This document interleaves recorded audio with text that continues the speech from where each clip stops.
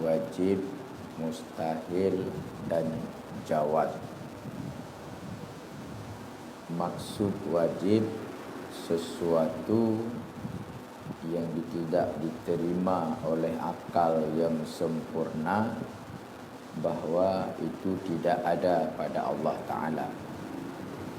Yang mustahil sesuatu yang tidak diterima oleh akal yang sempurna akan ada sesuatu itu pada Allah. Yang jaiz sesuatu yang sah diterima oleh akal kepada adanya dan juga kepada tiadanya. Itu wajib. Hukum, definisi hukum yaitu mengisbatkan satu pekerjaan ataupun menafikan sebuah pekerjaan. Itu hukum. Adapun yang menjadi hakim, tukang hukum, dengan nafi atau dengan isbat, itu ada kala syarak, agama, Al-Quran ataupun hadis Rasulullah yang menghukum wajib, menghukum haram.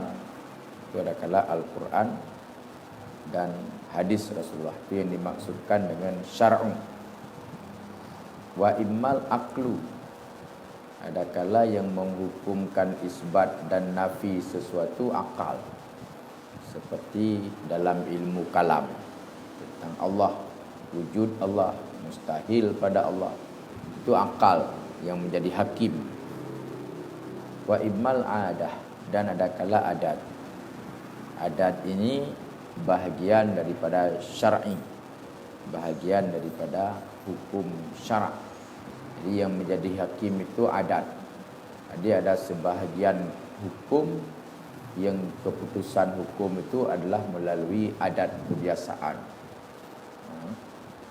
Seperti kita dicontohkan, misalnya yang adat itu menjadi hakim pada ketentuan kewajiban zakat emas pada perempuan. Kewajiban zakat emas pada perempuan itu apabila dia memiliki nisab 30 manyam emas, selain daripada emas pakaian. Mana emas pakaian selain daripada emas yang layak dipakai oleh perempuan. Apakah dipakai ataupun tidak? Tidak mesti dipakai. Yang dilihat kelayakannya. Untuk menentukan layak dan tidak, inilah adat. Itu salah satu penentuan hukum layak dengan tidak seseorang memakai emas dengan kadar-kadar tertentu. Itu adat kebiasaan di daerah itu. Seorang perempuan memiliki emas misalnya 80 manyam kalau di Aceh ini. Saya tak tahu di Malaysia, 80 manyam. Menurut adat, dengan diperhatikan kecantikannya, keturunannya, kekayaannya, yang layak dia pakai menurut orang lihat 30 manyam. Dipakai walaupun tidak.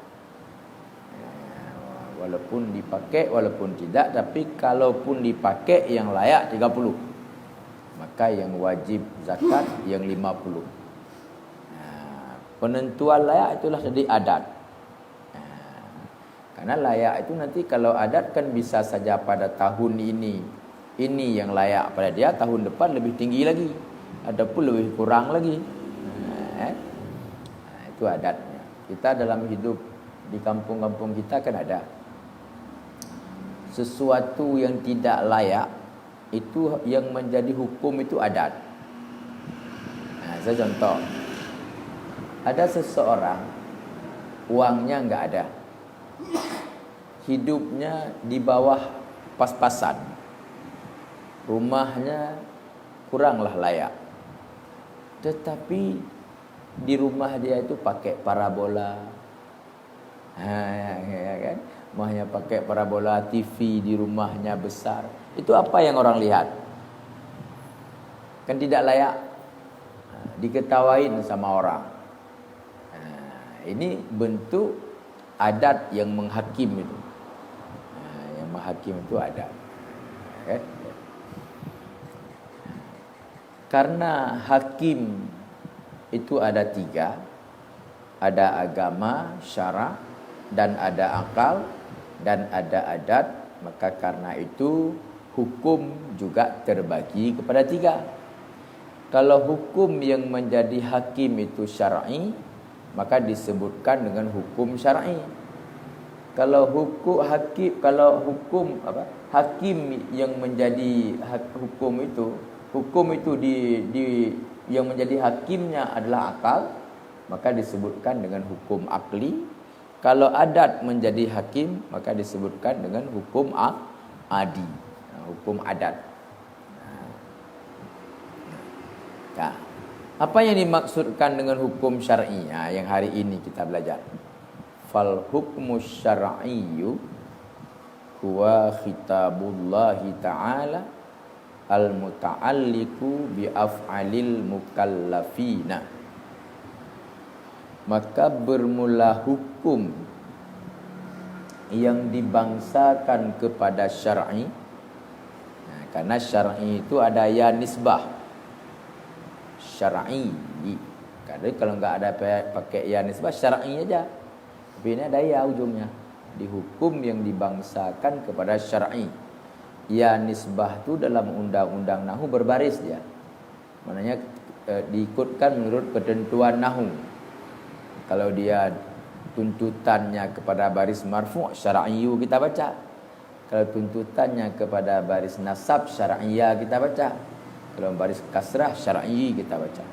Jadi kalau di sini fal hukmu syar'iyyu, maka bermula hukum yang dinisbahkan kepada syar'i, yaitu hukum syar'i, huwa dianya hukum syar'i khitabullahi ta'ala.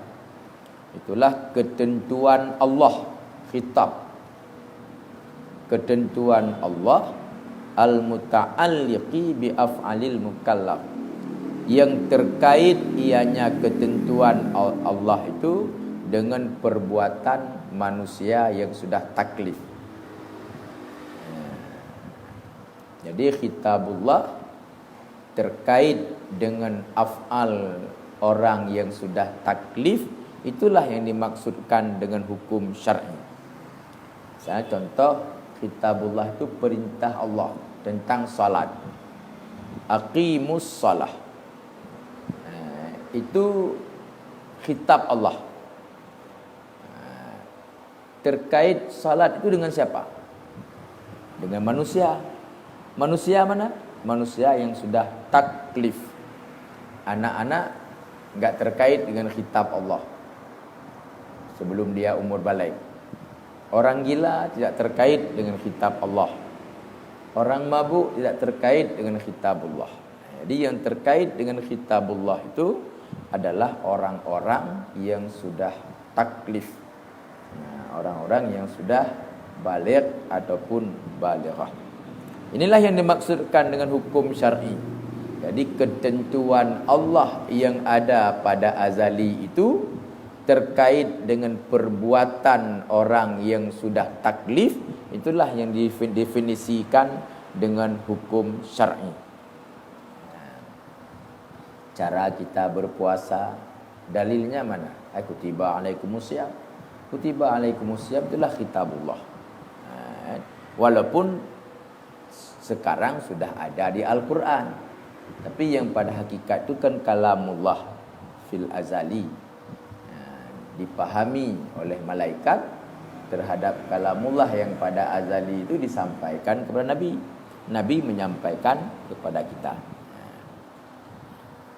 Khitab itu tidak mesti perintah. Bisa juga larangan. Bisa juga ibahah. Kan kita sebutkan ketentuan Allah.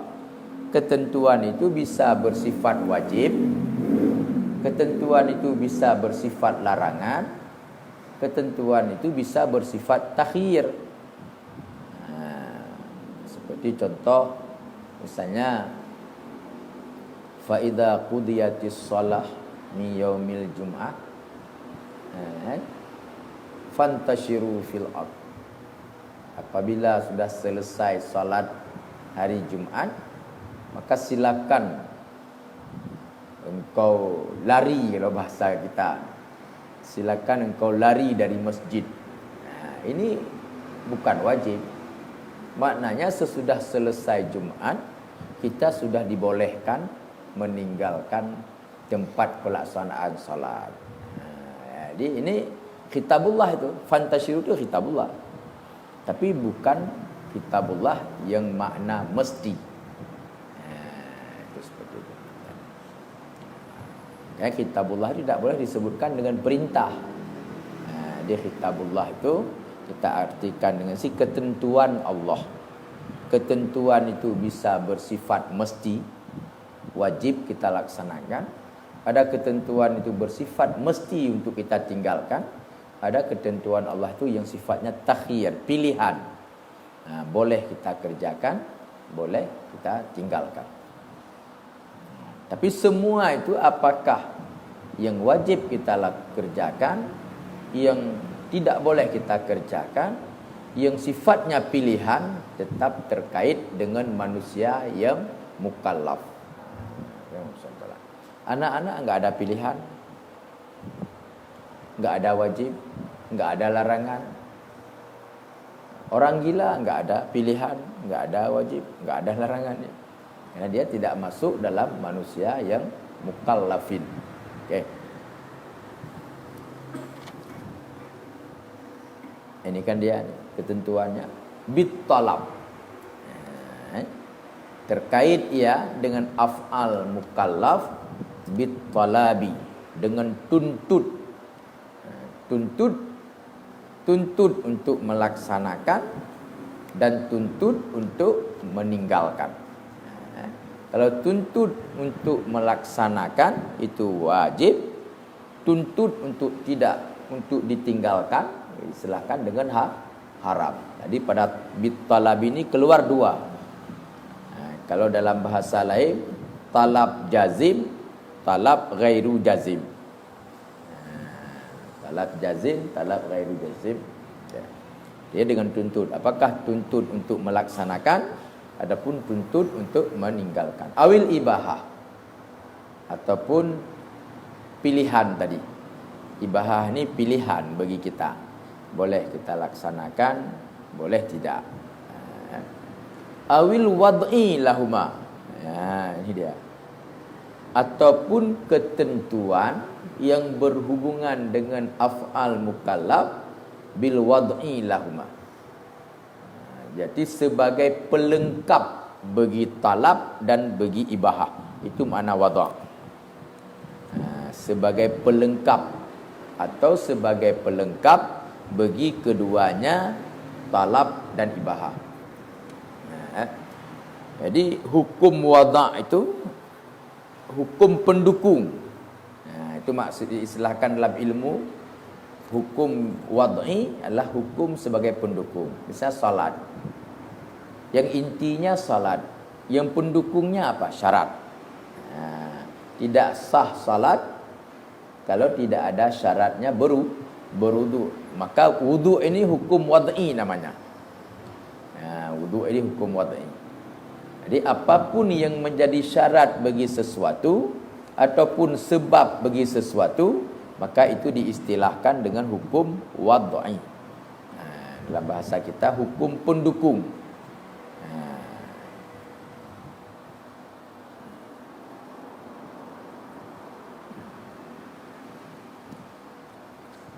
Itu definisi hukum syar'i. Yang kedua, wa hukmul adi, hukum kebiasaan. Wa hukmul adi, dan bermula hukum yang dibangsakan kepada kebiasaan adat, dianya hukum itulah isbatu ribtin, mengisbatkan keterikatan. Ribti ini keterikatan baina amrin wa amrin, di antara satu pekerjaan dengan pekerjaan yang lain. Itu disebutkan dengan hukum adat.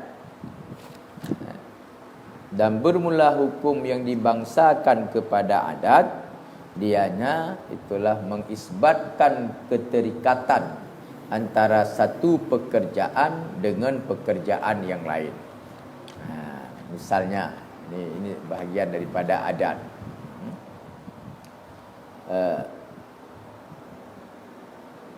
Karena sudah terbiasa ada daun kedondong, daun-daun tertentu itu menjadi obat, maka kita isbatlah daun ini menjadi obat sakit perut.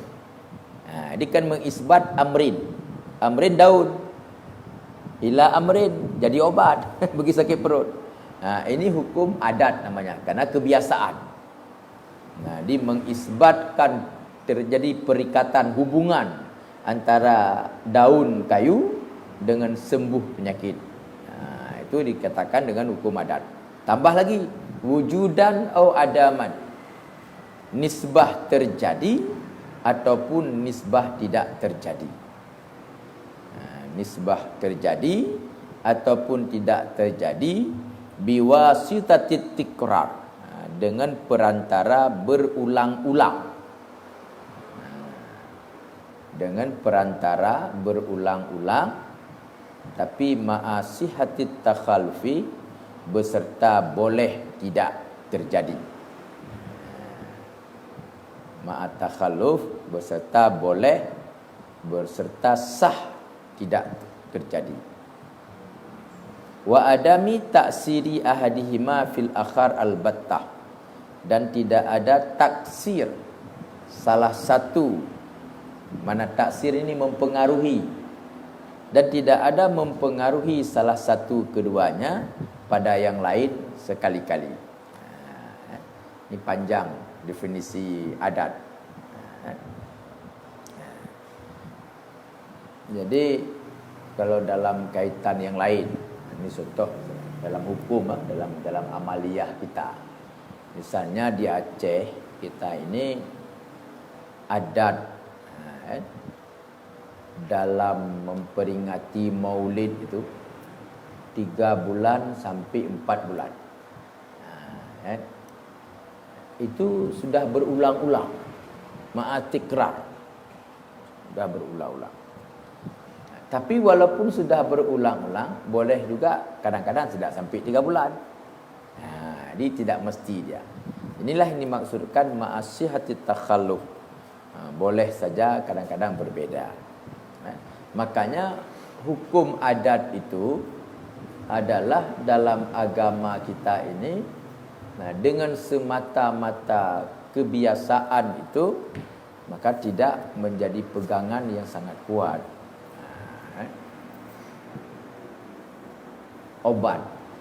Obat itu semuanya tajarrub, coba-coba. Kan ada nama toko Mujarrabat. Kan? Toko Mujarrabat. Jadi obat itu dilabelkan menjadi sakit jantung, kan melalui tajarrub, melalui uji coba. Kalau orang-orang kedokteran bilang, percobaan itu yang sangat akurat untuk kita manusia ini adalah pada babi. Pada babi. Karena komponen yang ada di manusia itu 99% sama dengan yang di babi. Karena kesamaan inilah kita enggak boleh makan. Antara sesama manusia kan enggak boleh makan. Kan? Maka karena unsur babi itu sama dengan kita, maka juga dilarang makan. Ini hikmah salah satunya. Makanya penelitian tentang obat-obatan itu yang paling akurat itu adalah di babi. Tapi sangat sulit. orang membuat mujarabat, mencoba-coba pada babi kerana dia binatang yang besar, haiwan yang besar dan liar lagi. Turun kepada nomor 2, iaitu kepada tikus. Tikus ini komponennya juga sama dengan manusia, tapi kecil ketimbang dengan babi. Jadi kalau tikus ni sekitar 80% lah. Semua komponen di tikus ni menyamai dengan manusia. Maka uji coba yang dilakukan terhadap obat-obat itu pasti sama tikus. Bagi orang ahli kesihatan, sudah diciptakan sebuah obat, dites ke tikus. Kalau tikus sembuh dengan pilek, maka orang akan sembuh juga. Jadi ini tajarub namanya, coba-coba. Kepastian enggak? Kepastian belum tentu. Itulah yang dimaksudkan dengan hukum adat. Jadi isbatu amrin li amrin biwasitati tikrar, dengan ada perantaraan berulang-ulang, tapi boleh juga kadang-kadang bisa terjadi, kadang-kadang tidak terjadi. Ini kisahkan dengan ilmu adat.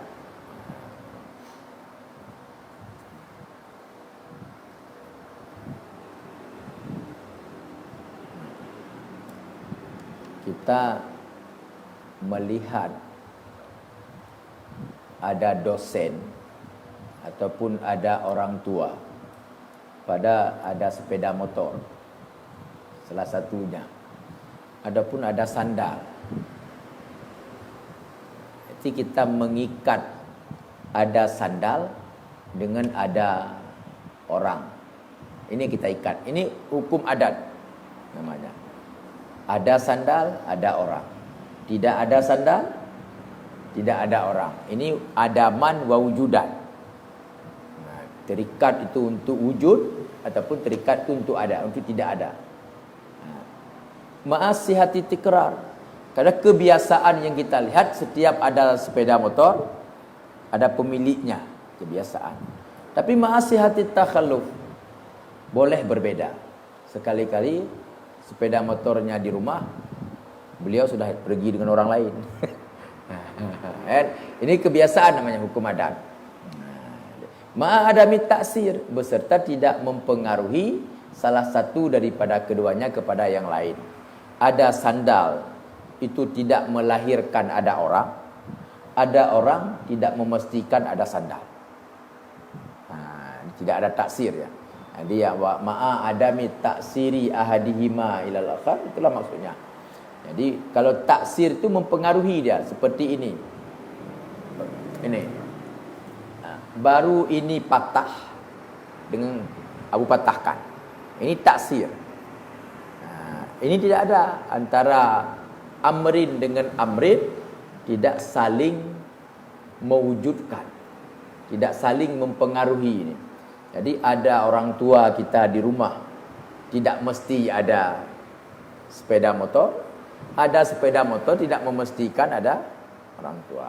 Tapi kalau baru ini patah, kan harus saya patahkan. Ini tidak ada taksir. Jadi hukum adat itu tidak mempengaruhi keberadaan salah satu dari yang dua itu. Okay.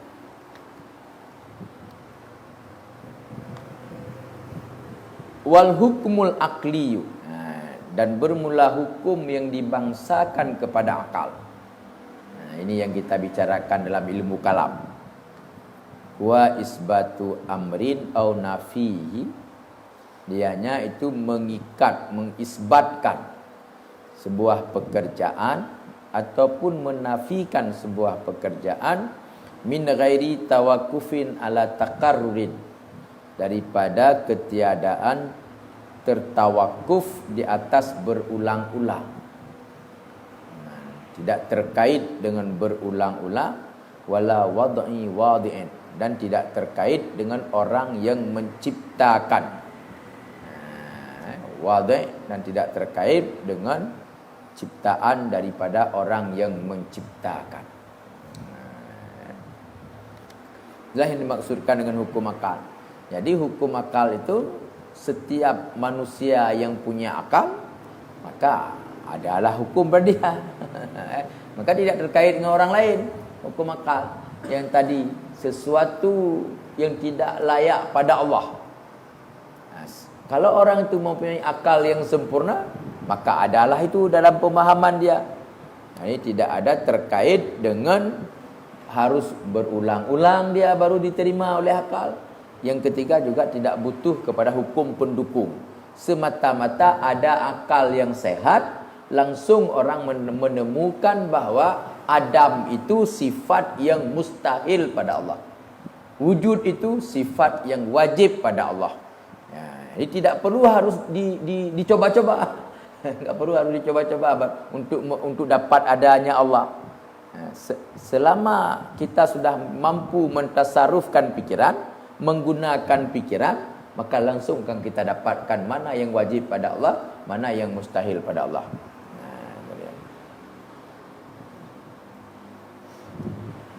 Tapi salat beda. Salat baru bisa kita laksanakan terkait dengan wudu.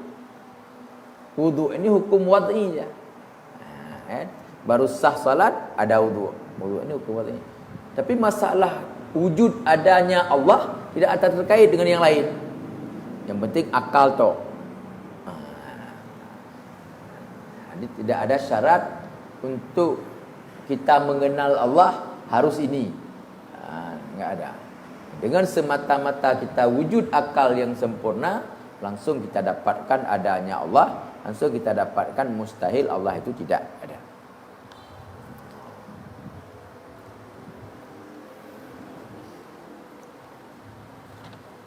Okay.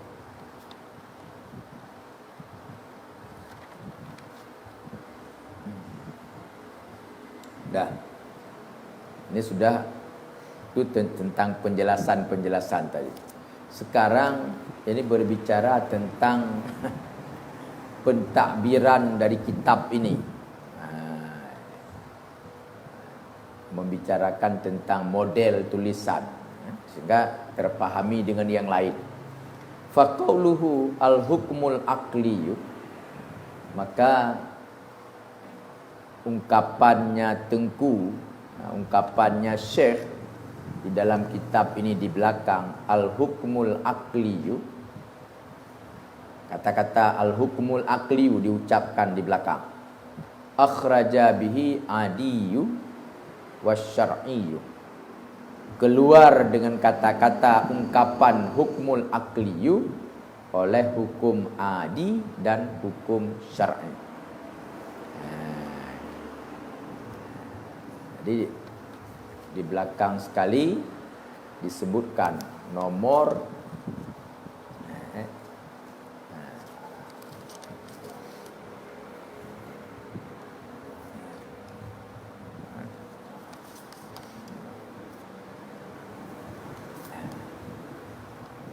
nomor 17.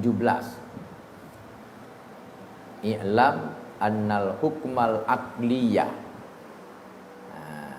ketahui olehmu bahawa sungguh hukum yang dibangsakan kepada akal tertentu ya di dalam 3 pembahagian. Jadi dengan kata-kata akli itu untuk dikeluarkan hukum adat dan hukum syar'i. Hukum adat dan hukum syar'i bukan di sini tempatnya. Di sini khusus hukum akal. Adapun hukum adat dan hukum syar'i tempatnya kitab usul fiqh ataupun kitab fikih di sana.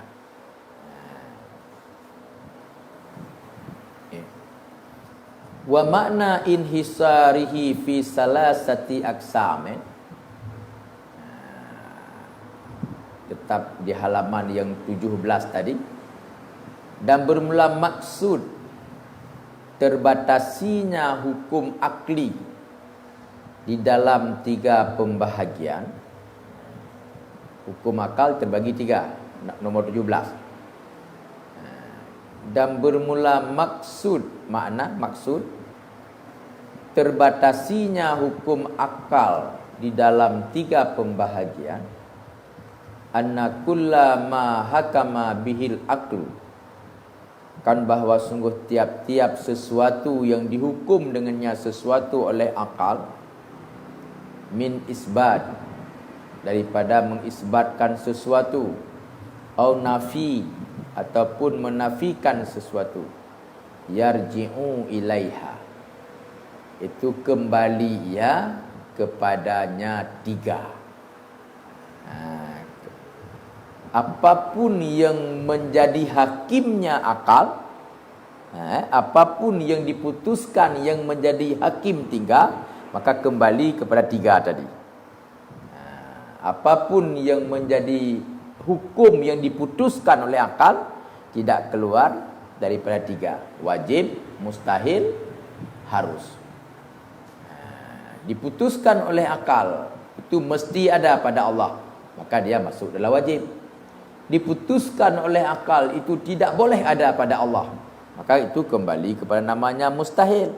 Diputuskan oleh akal boleh jadi, boleh tidak, maka itu kembali kepada yang namanya jaiz. Itulah maksud daripada inhisar. Dan bermula maksud terbatasinya hukum akal dalam tiga pembahagian itu bahwa sungguh tiap-tiap apapun yang dihukum dengannya oleh akal daripada isbat ataupun nafi, yarji'u ilaiha, itu kembali ia kepada tiga. Enggak ada empat, enggak ada dua. Apapun yang menjadi hakim akal pasti kembali kepada tiga tadi: wajib, mustahil, harus.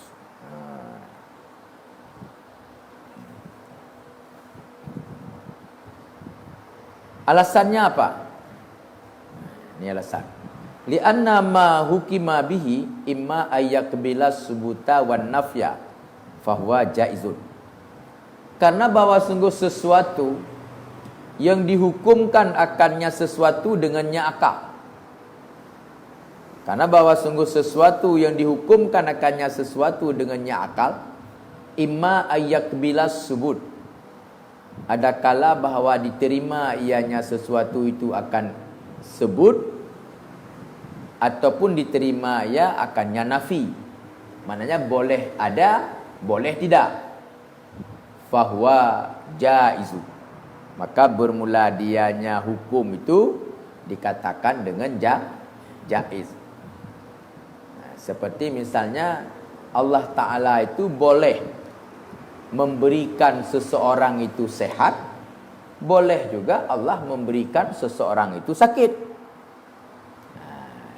Jadi tidak ada sebuah kewajiban bagi Allah untuk memberikan sehat, tidak ada sebuah kemustahilan bagi Allah untuk memberikan sakit. Maka itu hukum yang seperti itu disebutkan dengan hukum akal jaiz. Boleh bagi Allah. Wa in kana la yakbilu illa subuta, dan jika ada ianya hukum itu tidak diterima ya kecuali akan sebut. Ada saja-saja, tidak boleh enggak ada. Fahwal wajib, maka bermula dianya hukum itu disebutkan dengan wajib. Wajib pada Allah maknanya apa? Sesuatu itu tidak boleh tidak ada pada Allah. Tidak diterima tidak ada. Yang diterima mesti ada, maka itu wajib. Wa in kana la yakbilu innan nafya, dan apabila ada ianya hukum tidak diterima ya kecuali akan tidak boleh, fahwal mustahil, maka bermula dianya itu hukum akal mustahil namanya. Allah lemah, itu tidak boleh. Dalam hukum akal tidak boleh tidak diterima oleh akal bahwa Allah itu berada dalam posisi lemah. Maka hukum yang seperti itu dikatakan dengan mustahil. Ini hanya penambahan penjelasan daripada penjelasan di belakang kenapa hukum akal itu kembali kepada tiga. Inilah alasan di penambahan tadi.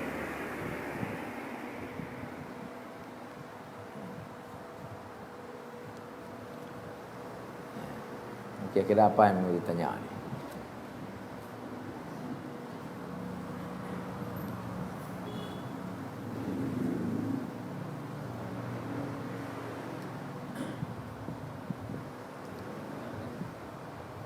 Arif? Isbat. Isbat itu ma sabat ma, sesuatu yang di dalam definisi itu tidak ada nafi. Misalnya contoh ini, apa yang dikatakan dengan mufrad. Dikatakan dengan mufrad itu mala yadullu juz'uhu ala juz'i makna. Itu kan ada dipakai mala, maka itu nafi. Kan? Apa yang dikatakan dengan murakkab, ma yadullu juz'uhu ala juz'i makna, tidak ada nafi, maka itu isbat. Isbat itu gimana ya kita artikan yang lain? Untuk mengikatkan, untuk menyatakan sesuatu itu ada pada itu isbat. Untuk menghilangkan sesuatu kepada yang tidak boleh, itu nafi namanya. Jadi misalnya kita ini ada sakit di sini. Untuk menghilangkan agar jangan keluar darah, kita pakai handiplast. Ini isbat. Dari sana kita datangkan ke sini. Itu isbat. Ada darah bekas luka, agar bersih kita hilangkan, itu nafi. Jadi sifat yang mustahil pada Allah, kalau kita lihat pada definisi tadi, coba lihat pada definisi tadi.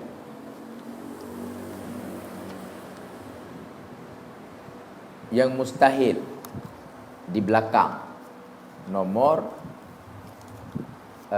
ini nomor 18.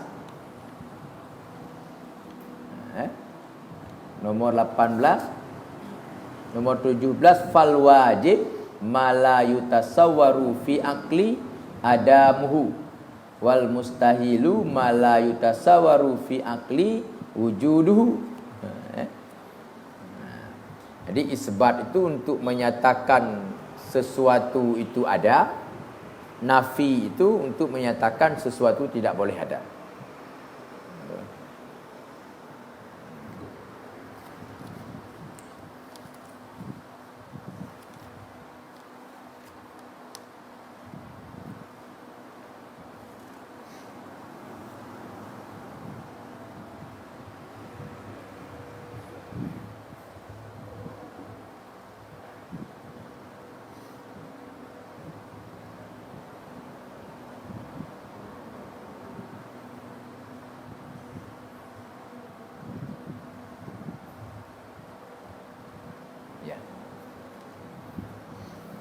Lagi.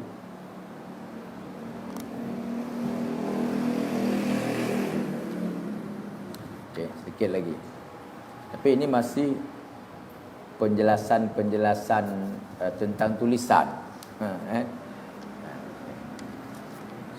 Summa arrafa kulla wahidin minal aqsamis salasati bimastukka minhu li'annal mustaqqa akhassu minal mustaqqi minhu wa ma'rifatul akhassi tastalzimu ma'rifatal a'ammi li'annal a'amma juz'ul akhassi faqala fal wajib fil aqli adam. Tadi yang sudah disebutkan kepada kita, yaitu hukum akal. Ada hukum adi, ada hukum syar'i, ada mustahil, ada jaiz, dan ada wajib. Coba dilihat ke nomor apa tu? Nomor 17. Nomor 17. Apa ditulis? Wujub, istihalah, dan jaiz. Kan beda tulisan? Beda tulisan. Wujub, istihalah, jawaz, dalam bahasa sarafnya ini kalimat masdar. Fa'ala yaf'ilu fa'lan. Kalimat masdar ini kalimat yang maknanya bisa kita perdapatkan di seluruh kalimat Arab. Itu kalimat masdar. Misalnya qatlu. Itu di semua kalimat yang terkait dengan qatlu ada. Orang membunuh. Qatlu bunuh namanya. Orang membunuh. Orang yang terbunuh. Waktu terbunuh. Alat membunuh. Jadi bunuh itu semuanya datang. Semuanya ada. Itulah yang dimaksudkan dengan masdar. Jadi masdar kalimat yang dimanapun kalimat yang lain keluar dari dia, yang makna dia pasti ada. Itu kalimat masdar. Makanya dalam undang-undang saraf, undang-undang nahwu itu, masdar ini induk daripada kalimat Arab. Masdar itu induk daripada kalimat Arab. Jadi fi'il madinya keluar dari masdar. Fi'il mudhari'nya keluar daripada masdar. Semuanya. Jadi ada 14 kalimat itu induknya adalah masdar dalam undang-undang bahasa Arab. Jadi bukan fi'il madhi induknya. Bukan fi'il mudhari'. Jadi induknya masdar. Kenapa? Karena fi'il madhi ada makna masdar. Fi'il mudhari' ada makna masdar. Isim fa'il ada makna masdar. Isim maf'ul ada makna masdar. Isim zaman ada makna masdar. Isim makan ada makna masdar. Isim alat ada makna masdar. Jadi kalau tadi zarbun maknanya memukul, dimanapun ada. Orang memukul, orang yang dipukul, alat yang dipukul. Jadi pukul itu semuanya datang. Itulah yang dikatakan dengan kalimat masdar. Jadi kalimat yang makna dia itu ada kemana-mana. Dalam konteks itu kalimat masdar. Dalam bahasa istilah bahasa Indonesia itu apa ya? Kalimat masdar itu. Lupa. Okey. Yang sudah di belakang, kan? Ditakrifkan hukum itu berdasarkan takrif dengan kalimat masdar. Jadi kalau takrif dengan kalimat masdar itu dia belum operasional. Belum operasional ya. Jadi baru operasional kenapa bila duduk pada tempat lain? Fa'lan perbuatan. Baru dia menjadi operasional apabila sudah duduk pada orang yang berbuat. Jadi kalau tadi ditakrifkan dengan model masdar, sekarang ingin ditakrifkan kepada kita yaitu dengan model operasional.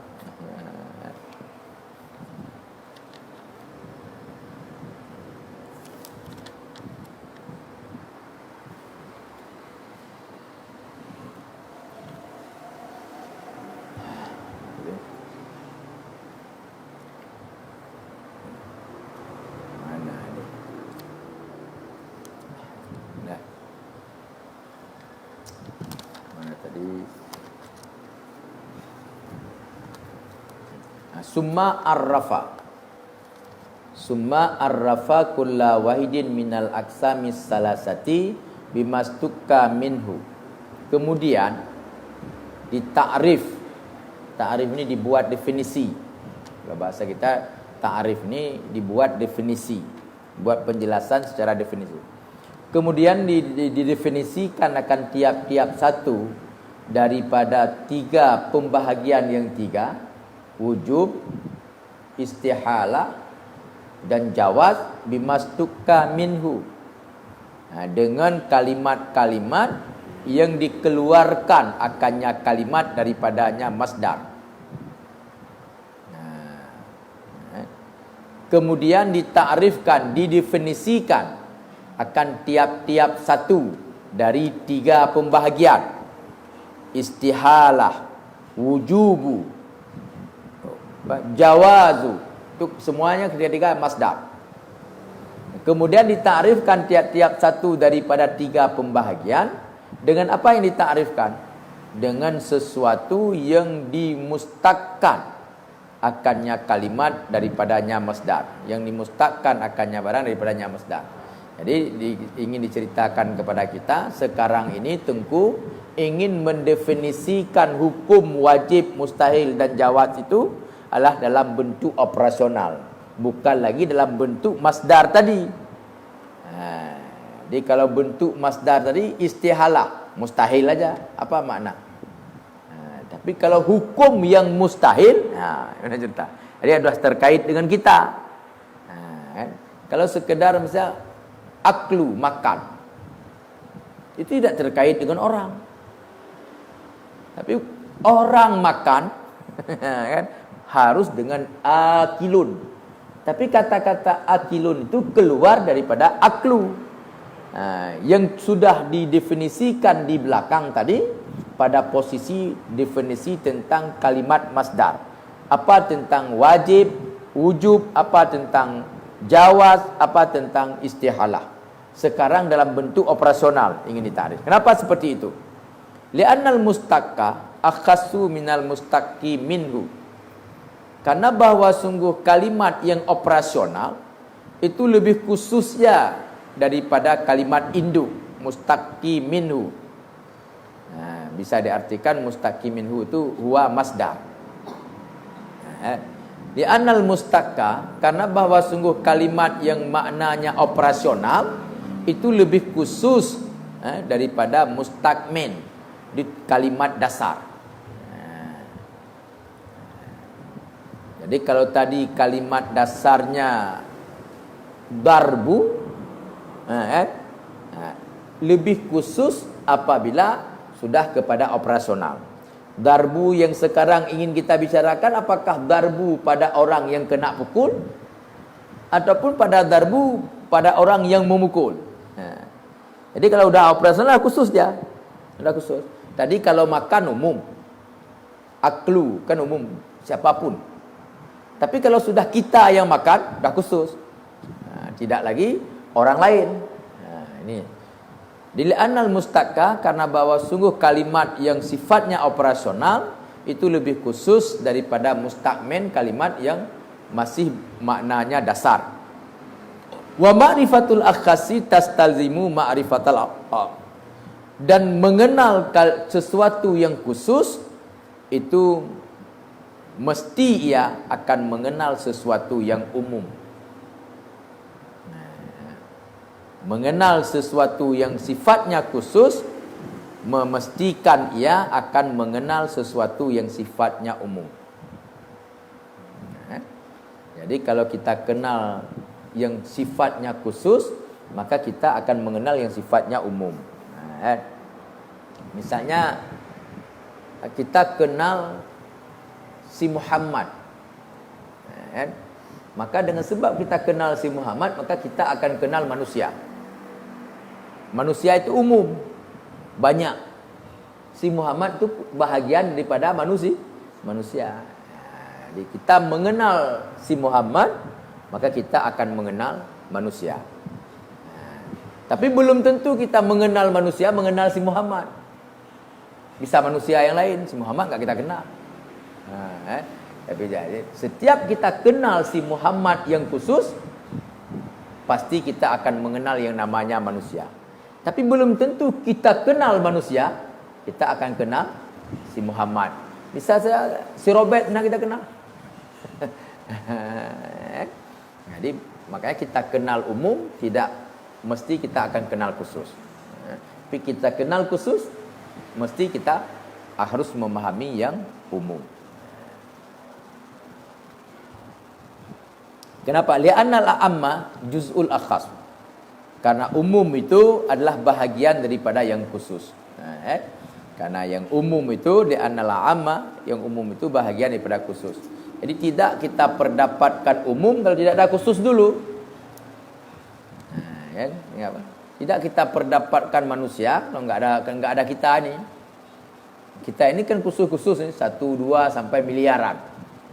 Barulah kumpulan itu dinamakan dengan manusia. Kalau enggak ada ini, mana ada manusia? Karena itulah kita harus mengenal yang khusus untuk mengenal yang umum. Dalam bentuk makanan. Kan makanan itu yang membedakan antara satu dengan yang lain itu kan pada bahan bakunya. Kalau di Aceh ini antara pecal satu model dengan gaduh-gaduh model yang lain. Ini sama kita. Pecal, mana bisa membedakan antara pecal dengan gaduh-gaduh? Kan pada bahan baku di dalam.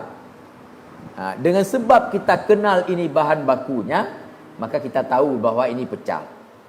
Kenal bahan bakunya ini, maka kita tahu ini gaduh-gaduh. Jadi, tapi tidak akan pernah kita kenal gaduh-gaduh kalau nggak pernah kita kenal bahan baku. Mesti.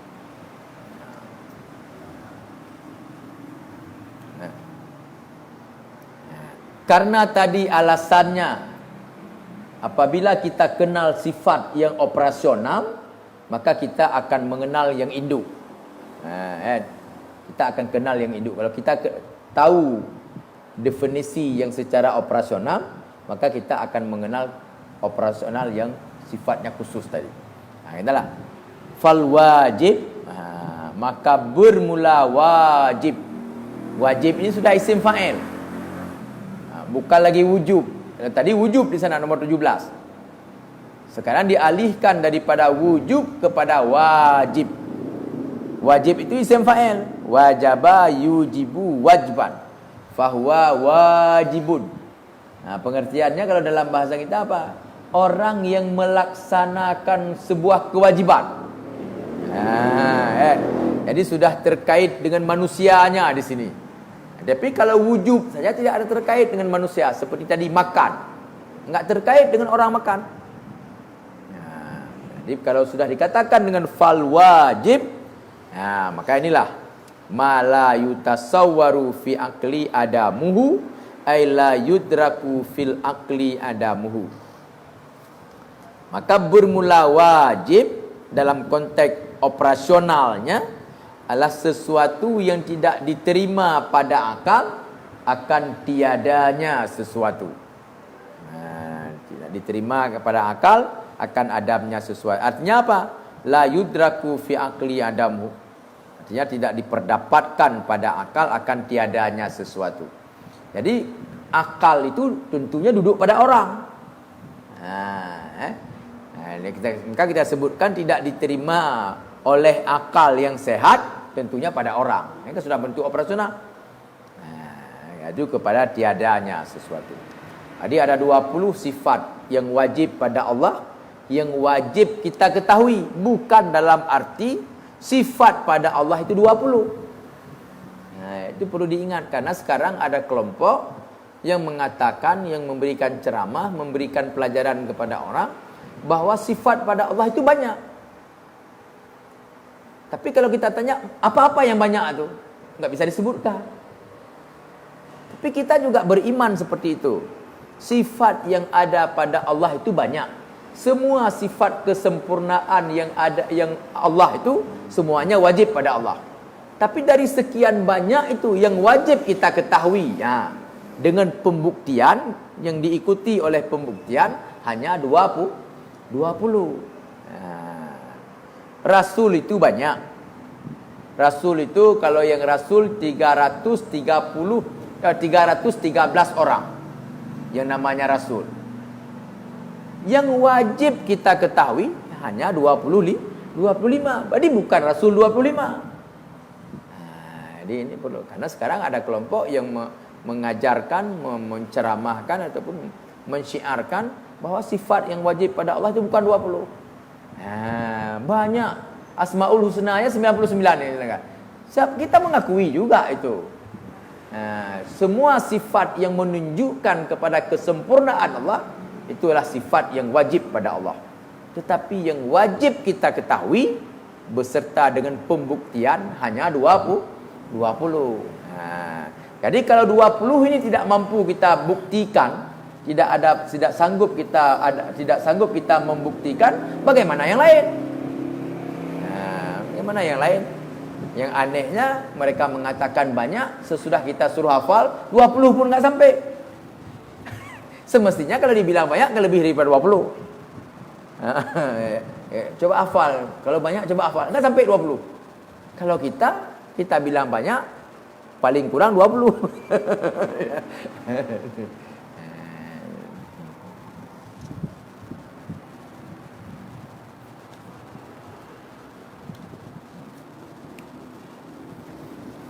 Sekali lagi.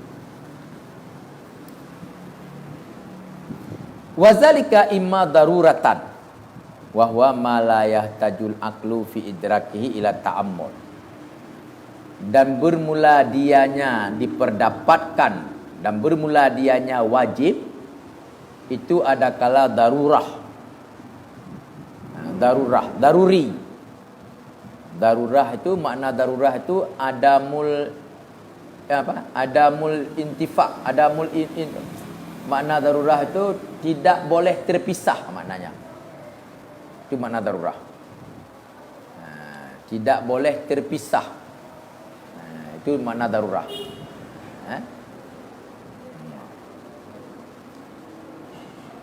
Apa definisi darurah? Wahwa ma la yahtajul aqlu fi idrakihi ila ta'ammul wala nazrin. Dianya darurah itulah sesuatu yang tidak dibutuhkan oleh akal. Tidak butuh oleh akal pada memperdapatnya sesuatu kepada berfikir. Ta'ammul wan nazar satu maknanya. Sesuatu untuk memperdapatkan itu tidak perlu kepada pikiran kita. Seperti panas api, tidak perlu dipikirkan. Semata-mata dekat tangan dengan api, langsung kita tahu panas. Jadi ini daruri namanya. Karena makna daruri tidak bisa dipisahkan, langsung kita dapatkan. Waktu kita buka mata, langsung kita dapatkan. Itu daruri namanya, tidak bisa dipisahkan.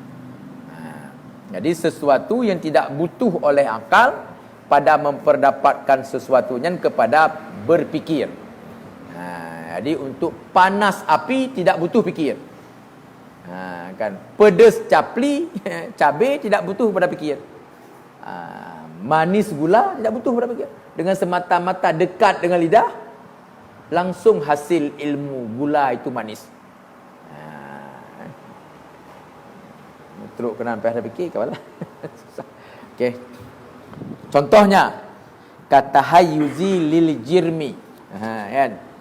Kata hayyuzi lil jirmi seperti mengambil lapang bagi zat. Tahayyuzi mengambil lapang. Lapang itu mengambil keluasan bagi zat. Itu langsung diterima. Kalau kita akui ini zat, ini azat kita akui. Kita taruh di sini. Berarti dia sudah mengambil lapang di sini. Enggak boleh duduk orang lain. Enggak boleh kita tempatkan yang lain. Ini mesti.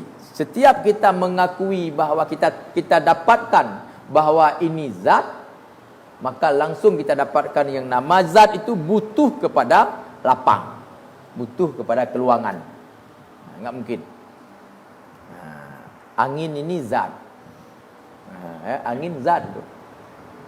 Maka dia butuh kepada kelepasan, keluangan. Dengan sebab dia punya keluangan, maka dia jadi kuat. Dalam hadis Rasulullah, logikanya kita dapatkan. Antara api dan angin, itu lebih kuat angin, kuat api. Kuat angin dengan api. Kuat. Karena kalau api itu bisa dipindahkan oleh angin. Bisa dipindahkan oleh angin. Dan api itu tidak mampu dia menahan ratusan kilo, ratusan ton. Tapi kalau angin itu mampu dia menahan ratusan ton. Itu mobil tronton. Mobil tronton tu.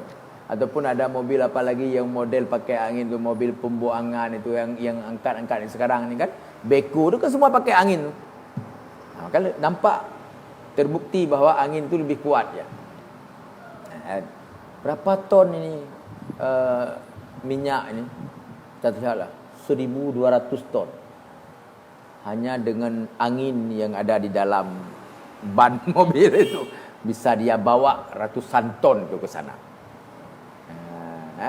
Tapi akhirnya dari sekian banyak itu Rasulullah menjawab semuanya bukan. Bukan, kata Rasulullah. Sahabat mengatakan air bukan. Sahabat mengatakan api juga bukan. Maknanya ada lain yang lebih dahsyat. Apa lain yang lebih dahsyat, yaitu sedekah dan doa. Sedekah itu lebih dahsyat dari api. Doa itu lebih dahsyat dari angin. Tidak ada. Karena kalau misalnya Allah mau turunkan angin puting beliung, kita berdoa, diterima oleh Allah, enggak jadi. Ya kan? Maksudnya Allah ingin, Allah dalam ilmu Allah akan terjadi apa misalnya, terbakar semua ini. Tapi dengan ada sedekah tidak jadi. Nah, siapa yang keras? Siapa yang kuat nih? Nah, kan Rasulullah mengatakan kepada sahabat, yang paling kuat bukan angin, bukan air, bukan api, tapi yang paling kuat adalah sedekah dan doa. Nah, karena sedekah dan doa bisa menghilangkan semua itu. Nah, tapi kalau yang lain hanya satu-satu. Air menghilangkan api, angin menghilangkan air, api. Itulah satu-satu, tidak sanggup menghilangkan semuanya. Tapi sedekah dan doa sekaligus. Okay, kuat doa dan sedekah. Di dialog Rasulullah itu dijawab oleh sahabat, perlukah saya sampaikan kepadamu mana yang terlebih dahsyat di dunia ini? Sahabat mengatakan, ya Rasulullah, api paling dahsyat. Jawab Rasulullah, ya, api dahsyat, tapi ada lain yang lebih dahsyat. Kan? Jawab sahabat yang lain apa? Air ya Rasulullah. Kenapa? Karena air mampu memadamkan api. Ya, tapi ada lagi yang lebih dahsyat, bukan itu yang aku maksudkan. Dari sekian banyak jawaban-jawaban itu, para sahabat mengatakan, ya Rasulullah, wallahu wa rasuluhu a'lam. Mana yang lebih dahsyat, Allah dan Rasulnya lah yang lebih mengetahui. Barulah Rasulullah mengatakan, as-sadaqatu wa doa. Sedekah dan doa itu yang lebih dahsyat. Air sekarang, misalnya kita ada orang tua sakit, dan nggak bisa dari sini kita antar air ke sana. Nggak bisa kan? Kita di sini air sampai ke orang tua, kan nggak bisa. Orang tua kita mati lampu, gelap, nggak bisa. Kita bakar lilin di sana kalau jauh dengan kita. Kan? Tapi kalau doa nggak ada masalah, walaupun kita di sini. Juga sedekah bisa melindungi orang tua kita, ini walaupun tidak dekat. Tapi kalau yang sifat air, api, angin harus mubasyir, ya, harus interaksi langsung baru kita dapatkan. Tapi kalau doa nggak mesti.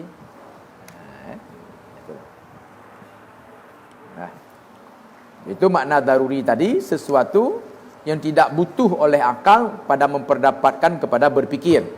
Dengan semata-mata langsung ia dapatkan. Kan? Wa makna tahayyuzi, ini. Dan bermula maksud daripada kata-kata tahayyuzi tadi. Apa pengertian tahayyuzi itu? Akhzu zatihi kadran minal firaq. Kan? Mengambil oleh zat sesuatu akan satu kadar, satu bahagian daripada kekosongan. Di makna tahayyuzi, mengambil oleh zat ini, gelas aqua ini zat, mengambil oleh zat akan kekosongan, akan satu bahagian daripada kekosongan. Jadi yang namanya zat tidak perlu lagi kita fikir, pasti dia mengambil tempat. Yang namanya pasti, yang namanya jirim pasti dia mengambil tempat. Wal jirmu apa? Didefinisikan tadi kan tahayyuzi jirmi. Apa makna jirmi? Wal jirmu kullu mala'a figharan. Dan bermula jirim itu tiap-tiap barang yang penuh, ya, mala'a. Nah, tiap-tiap barang yang penuh ya akan kekosongan. Tiap-tiap sesuatu yang dipenuhi ya akan kekosongan, itulah jirim. Contoh kasajari, seperti pohon kayu. Itu sebelum kita tanam itu kosong. Waktu kita tanam, kekosongan itu sudah diambil oleh pohon kayu itu, pohon jati itu, pohon sirih itu. Sebelumnya kosong, sudah kita tanam, sudah diambil. Itulah makna jirim. Jirim itu sesuatu yang mengambil kekosongan. Wal hajar, dan seperti batu. Wal ajsadil hayawanat, dan tubuh-tubuh daripada hayawan-hayawan semuanya. Tadi ini contoh semuanya daruri.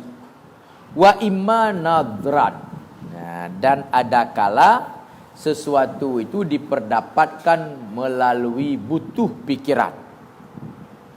Wa imma nazran, butuh kepada berfikir. Wa huwa ma yahtaju fi idraki ila ta'ammulin wan nazrin.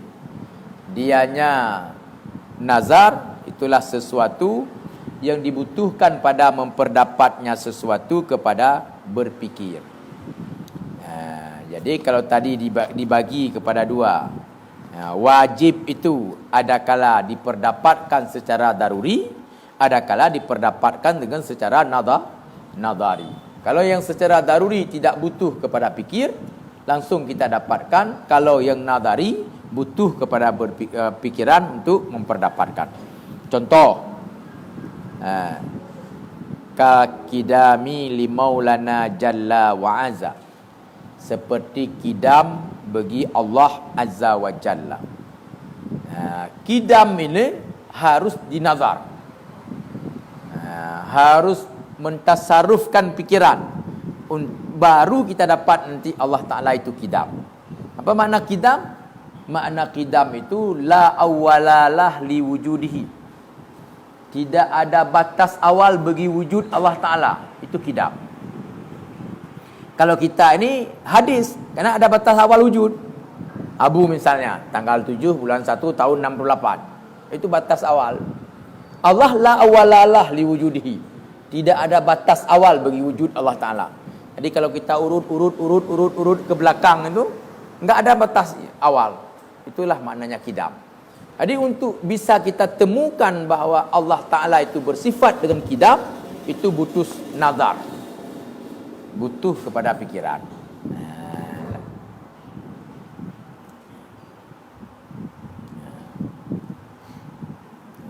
Jadi sesuatu yang diperdapatkan oleh akal kepada wajibnya, bisa saja itu dengan secara daruri, tidak butuh kepada pikiran, bisa saja harus melalui pikiran.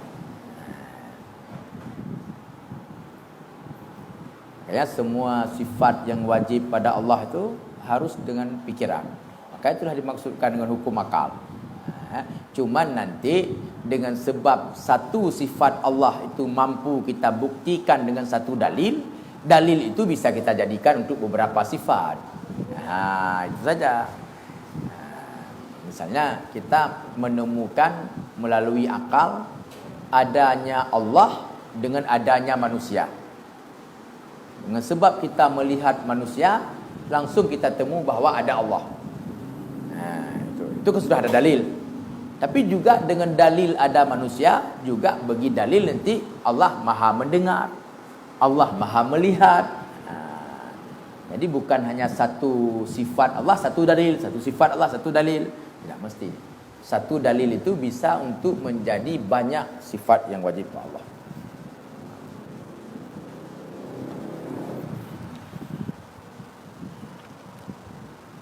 Ada lagi yang ditanyakan?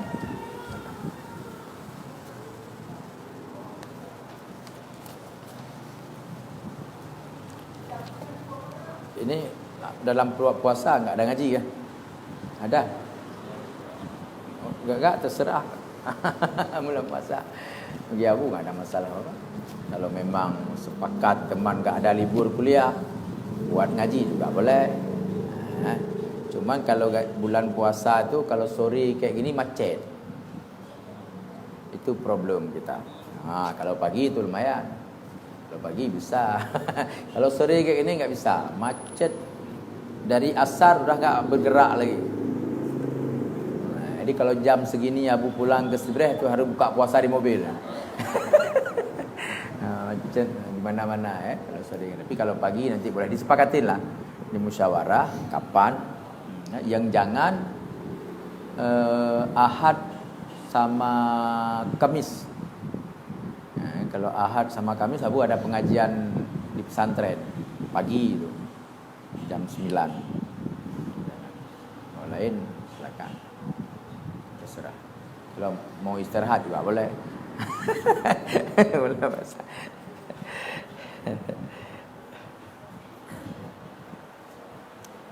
Cukup lah. Nanti disepakati aja kapan dikasih tahu ke Abu nanti. Sallallahu ala sayyidina Muhammad sallallahu alaihi wasallam. Sallallahu ala sayyidina Muhammad sallallahu alaihi wasallam. Sallallahu ala sayyidina Muhammad. Ya Rabbi salli alaihi wasallim.